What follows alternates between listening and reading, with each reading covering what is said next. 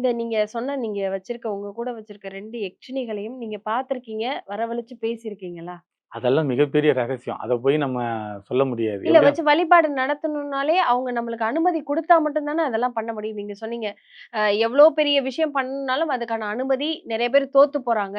நெறைய இந்த கருணை யக்ஷினியா இருக்கட்டும், நீங்க வச்சிருக்க இன்னொரு யக்ஷினியா இருக்கட்டும், அவங்க நம்மகிட்ட வந்து நம்ம கூட இருக்கிறதுக்கு அவங்க அனுமதி குடுக்கணும்ல. தாராளமா. அதுல ஒண்ணும் மாற்று கருத்து இல்ல. உங்களுக்கு அந்த அனுகிரகங்கள், அந்த அமைப்புகள் உங்க குருநாதர் சொல்லுவாரு, "நீ இத எடுக்கலாம்" அப்படின்னு சொல்லி. இப்ப முதல்ல நீங்க மாந்திரீகம் கத்துக்கும்போது விநாயகர் தீட்சை குடுப்பாங்க.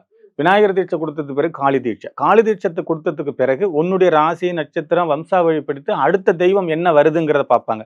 அது குட்டி சாத்தானா இருக்கலாம், வாராகியா இருக்கலாம், பிரத்யங்கராவா இருக்கலாம், இல்ல வேற ஏதேனும் கடவுள்களா இருக்கலாம். சரிங்களா?